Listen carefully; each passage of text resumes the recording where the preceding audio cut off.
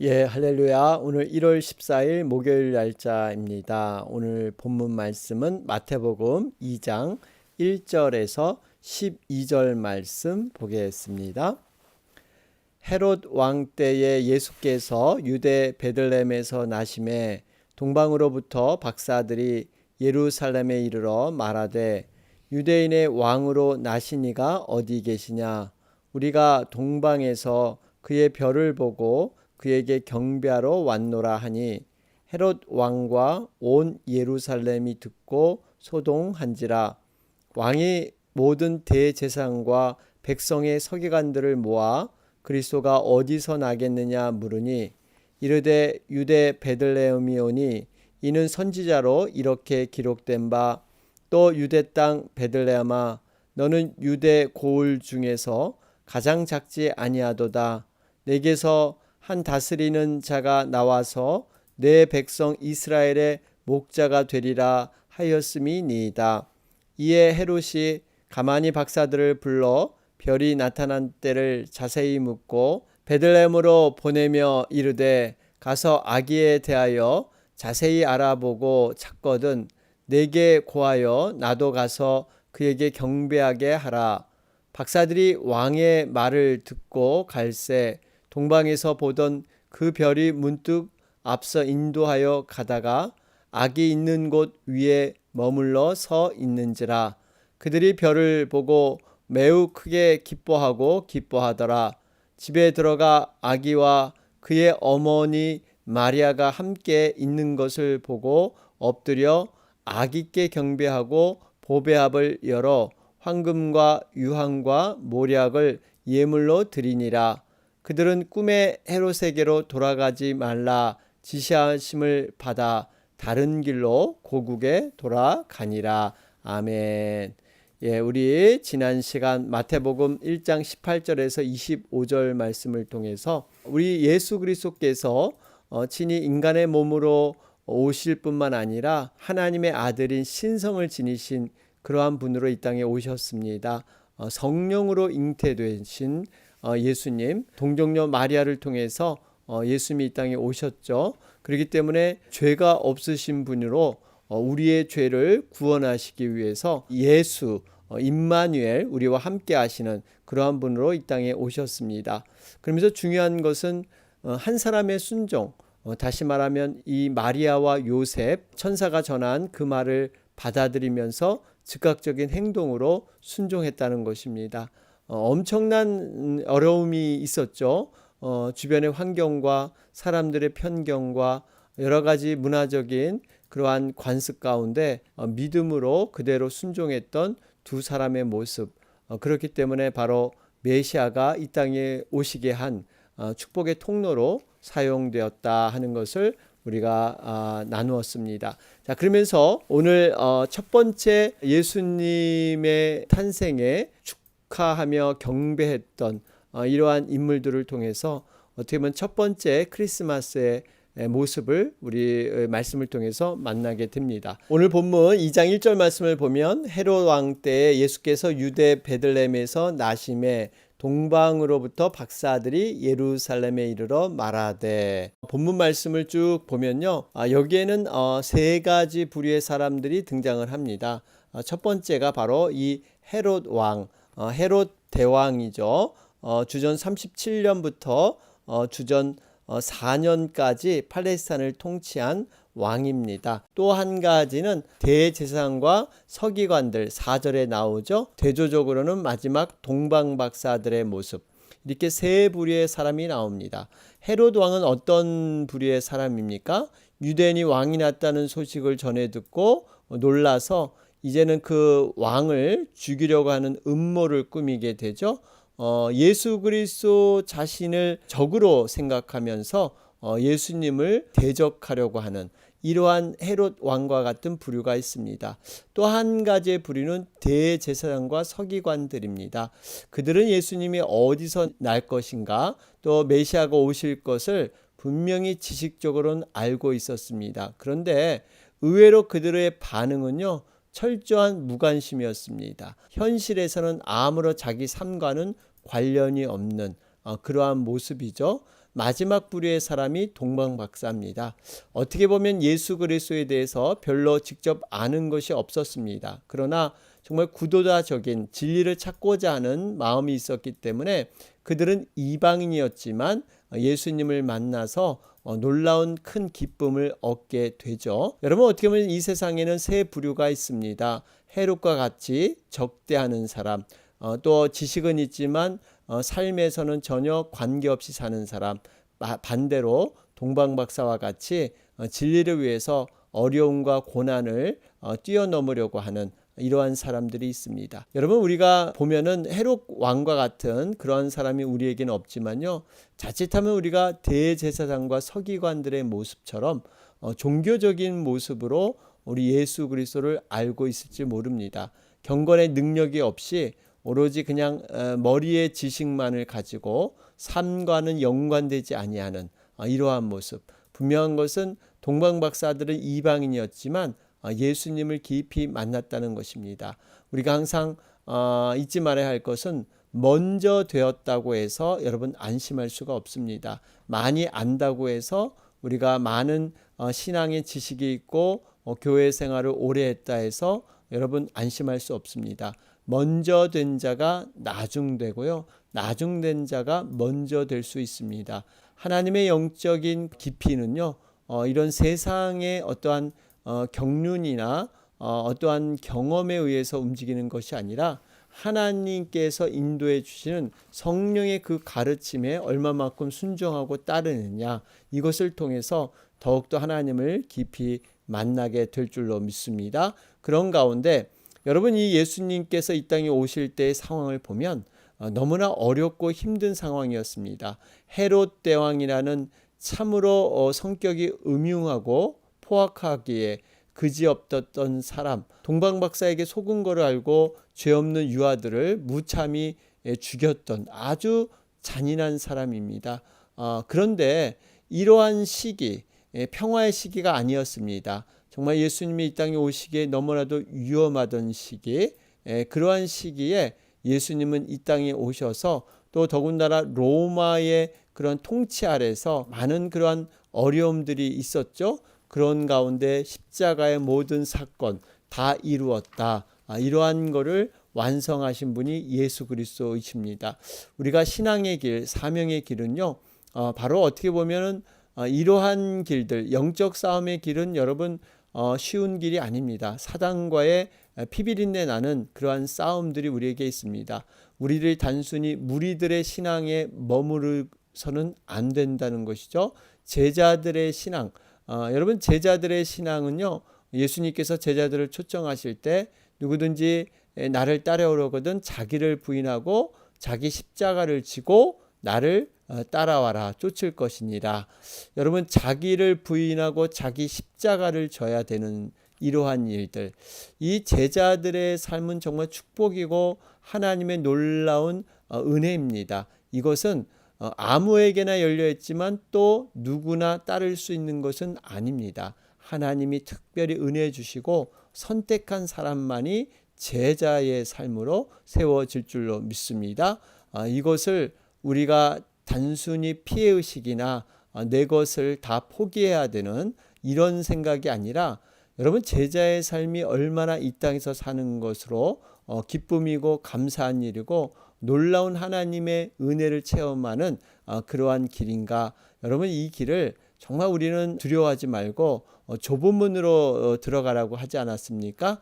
그 좁은 문은 겉으로 보기에는 좁아 보이지만 들어가면요, 정말 하나님께서 놀라운 넓은 길, 정말 복된 길인 것을 여러분 깨닫게 될 줄로 믿습니다. 이런 가운데 우리가 서기관과 대제사장들 이 일을 통해서 깨닫는 것은요, 복음을 이미 들었다고 해서 듣는 것으로만 해서는 안 되고요, 그것을 영접하고 그 길을 따라가야 된다 하는 것들 다시 한번 우리가 되새기게 됩니다. 자, 그러면서 3절 말씀을 보면 헤롯 왕과 온 예루살렘이 듣고 소동한지라. 여러분, 소동했다는 뜻은요, 원어에 보면 뒤흔들다, 흥분하게 하다, 괴롭게 하다, 이런 뜻이 있습니다. 왜 예수님이 이 땅에 오신 것이 이들에게는 왜 이렇게 소동한 사건이 됐을까요? 이들은 바로 어둠의 존재들이었기 때문입니다. 여러분, 빛 대신 예수님이 이 땅에 오시니까 그 빛으로 인해서 자신의 어두움이 다 밝혀질 수 있기 때문에 이러한 두려움, 거짓의 삶을 살았기 때문에 그러한 두려움이 있었던 것이죠. 여러분, 이 헤롯 왕은 어떤 자였습니까? 헤롯 왕은요, 정통 유대인이 아니었습니다. 에서의 후손이었죠. 이둠의 출신이었습니다. 그러니까 정식으로 유대인의 왕이 될 수 없던 사람이 지금 팔레스타인 지역을 통치하고 있습니다. 그것은 바로 로마에 많은 뇌물을 주므로 왕으로부터 신임을 얻어서 파견된 왕으로 지금 이 유대를 통치하고 있다는 사실입니다. 여러분, 이 모습을 보면 거짓 왕이죠. 헛된 왕. 이 땅에 살아가는 삶들이요, 정말 하나님의 나라와 땅의 나라, 또 영과 육의 갈등들, 어떻게 보면 분명히 우리가 눈에 보이는 세계와 보이지 않는 세계 공존하고 있습니다. 이 땅은 지금 타락했기 때문에 이 거짓의 공중권세 잡은 자가 지금 이 세상을 움직이고 있습니다.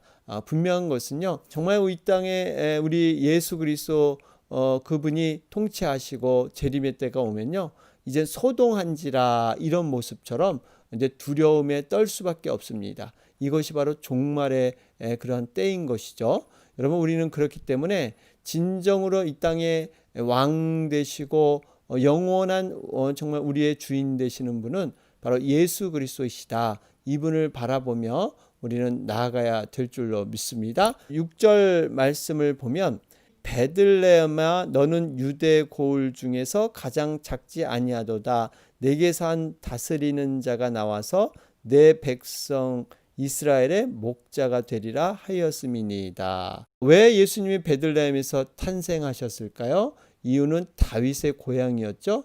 메시아가 다윗의 후손임을 분명하게 입증해 주는 그러한 사건입니다. 다윗의 후손으로 혈통으로도 왕족일 뿐만 아니라 실제로 만왕의 왕으로 창조주로서 이 땅에 오신 것이죠. 그래서 유대인의 왕, 하나님의 아들 메시아가 태어날 곳은 예루살렘 성이 아니라 바로 베들레헴, 그곳이었습니다. 그러면서 이 베들레헴에서도 여러분 어떤 곳에 태어났습니까? 마구간에서 태어났다는 것입니다. 그러니까 이 베들레헴은 사실 왕궁처럼 화려한 것도 아니었습니다. 초라한 것이고 아주 낮은 땅. 예수님께서는 이렇게 낮은 곳에 친히 오셨습니다. 뿐만 아니라 예수님이 사역하시는 갈릴리 땅도 이 세상에서 가장 낮은 땅이었죠. 해수면보다 낮은 곳에 임한 곳이 갈릴리 땅입니다.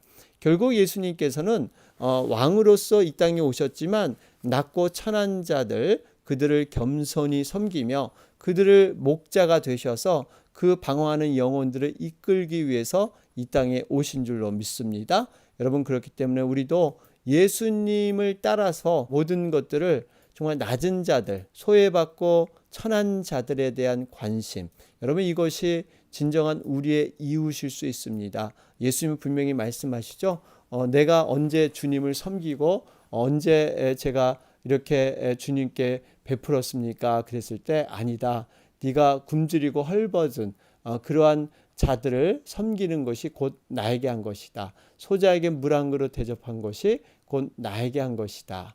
여러분, 우리 주변에 이렇게 예수님과 같은 이렇게 낮고 천한 분들을 우리가 잘 섬기는 것, 여러분 이것이 곧 예수님을 섬기는 모습으로 우리 주님은 간주한다 하는 것을 볼 수가 있습니다. 자, 그러면서 여러분 7절과 8절 말씀을 보면 얼마나 이 사단이 거짓의 영, 위선으로 가면을 쓰고 있는가 하는 것을 볼 수가 있습니다. 7절에 보니까 헤롯이 이 박사들을 불러가지고 이제 베들레헴으로 보내면서 그 아기에 대해서 자세히 알아보고 나에게 좀 고해주면, 알려주면 내가 경배하겠다. 여러분, 이것은 정말 완전한 거짓이었죠.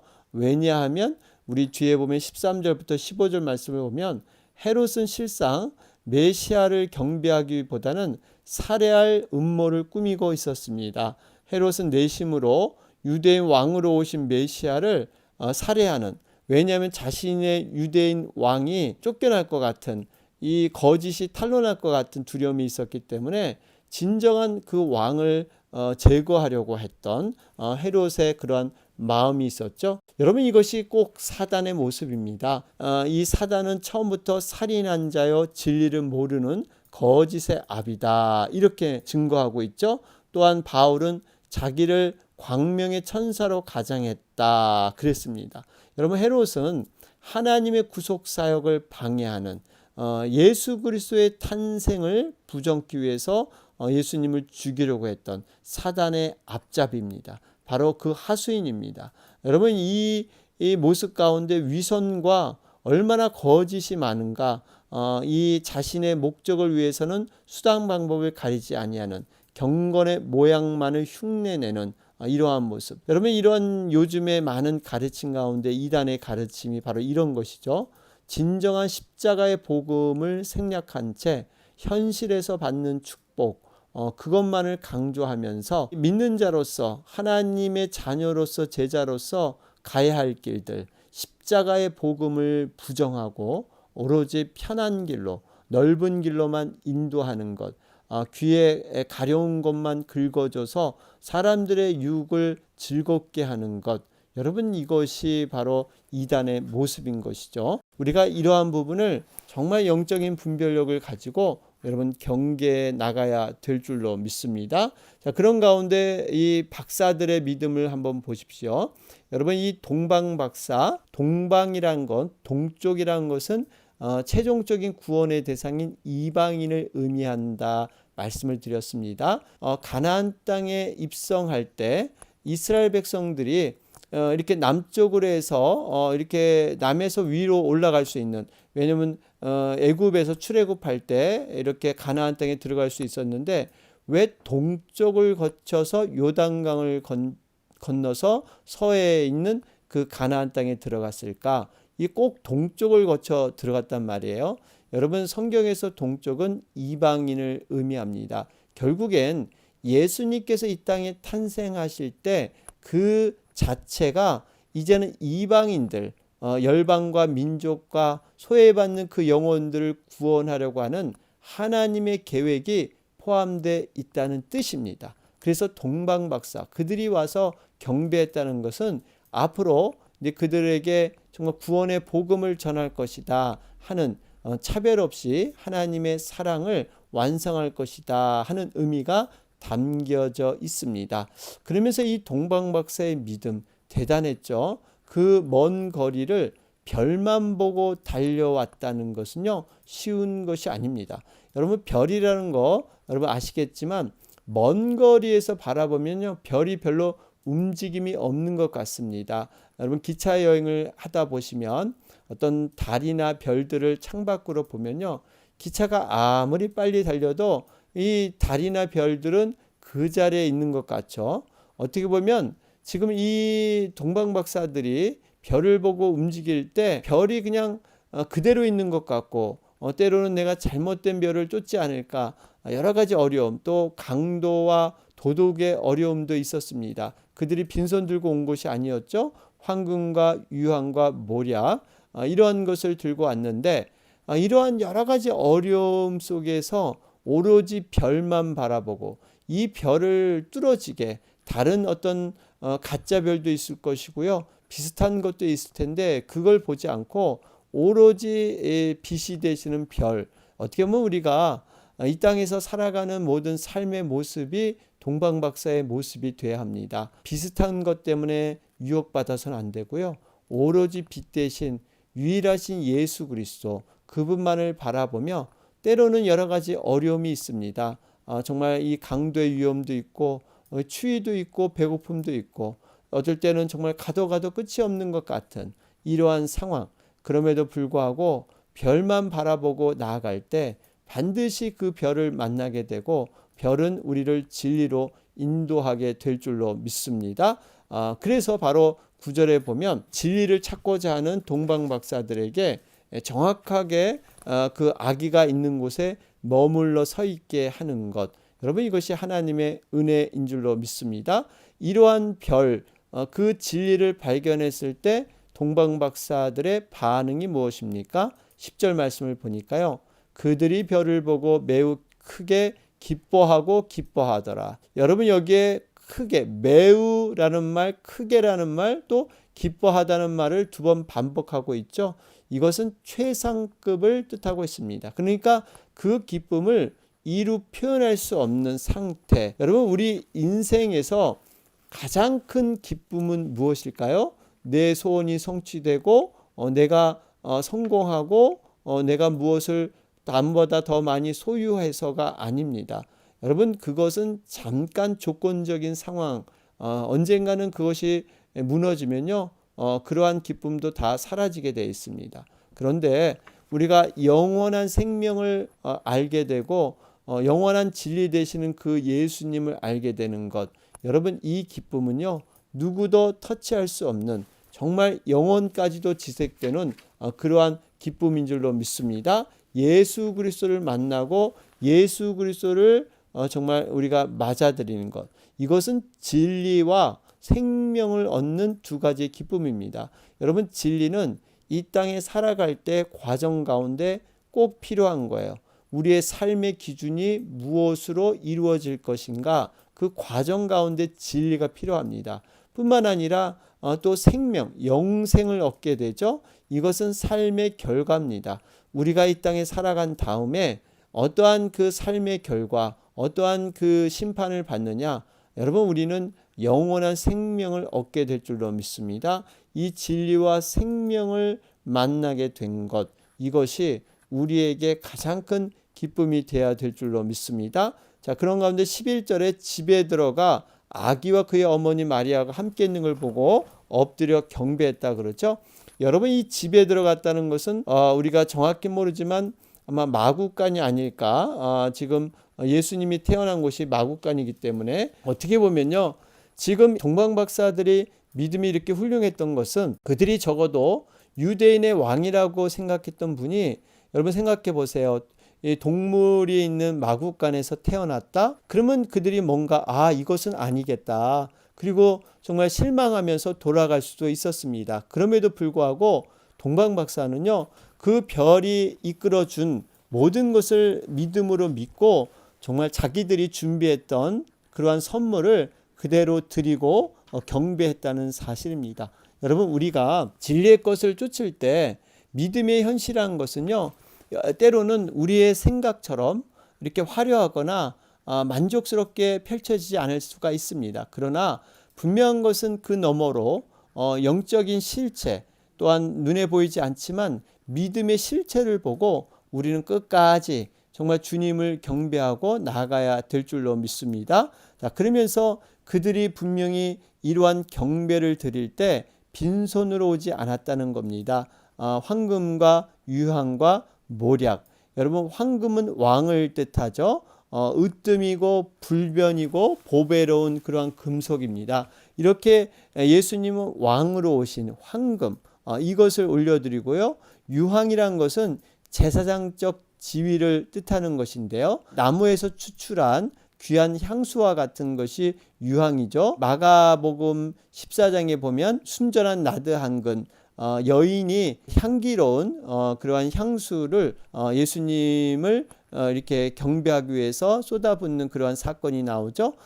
그와 비슷한 것입니다. 모략이라는 것은 시체가 썩지 않도록 방부제 역할을 하는 것. 그 당시 때는 굉장히 비싼 향수였습니다. 약품이었습니다. 여러분 결국 예수님께서 이렇게 왕으로 오시고 제사장적인 지위로 오셨지만 모략, 십자가의 죽음을 맞이할 것을 이렇게 바라보면서 황금과 유황과 모략을 정성스럽게 예물로 올려드렸습니다. 여러분 이 동방박사의 이러한 경배의 자세를 보면서 우리가 한 가지 적용하고 깨달아야 할 것이 있습니다. 예배의 자세가 바로 이렇게 돼야 된다는 거예요. 우리가 정말 주님 앞에 나올 때 이러한 동방박사의 마음, 정말 경배하고자 하는 마음, 또 이렇게 주변 상황 때문에 경배하고자 하는 마음이 쇠퇴되거나 약화돼서는 안 되죠. 그리고 분명히 빈손 들지 않고 귀한 보배함을 가지고 그 주님 앞에 예물로 올려드렸다는 것입니다.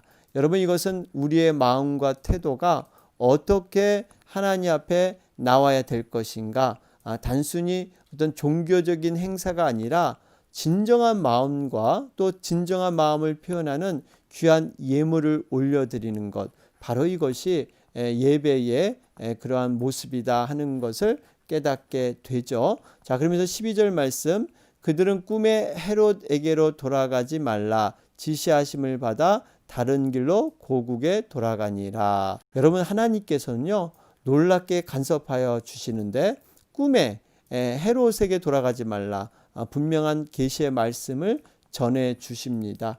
여러분, 악인의 계획은요 반드시 실패하게 되어 있습니다. 헤롯은 그 후에 예수 그리스도의 모습을 지워버리기 위해서 죽이려고 하는 이러한 모습이었지만, 이것을 피해서 이렇게 가게 하는 악인의 음모를 무너뜨리는 하나님의 놀라운 섭리를 볼 수가 있습니다. 자, 오늘 말씀 정리해 보면, 별의 주인공에게 기쁨으로 드리는 경배, 우리가 다시 한번 예수 그리스도, 우리 별 대신 주님 앞에 어떻게 예배할 것인가 돌아보면서 적용하는 귀한 시간 되시길 바랍니다. 오늘 목요일 날짜죠. 오늘은 우리 영혼들을 위해서 간절히 중보하는 날입니다. 여러분들 주변에 정말 예수님을 알지 못하고 방황하는 영혼들, 또 여러 가지 심령이 상해서 또 교회에 나가지 못하는 영혼들을 위해서 간절히 중보해 주시기 바랍니다. 이 시간 다 같이 기도드리겠습니다.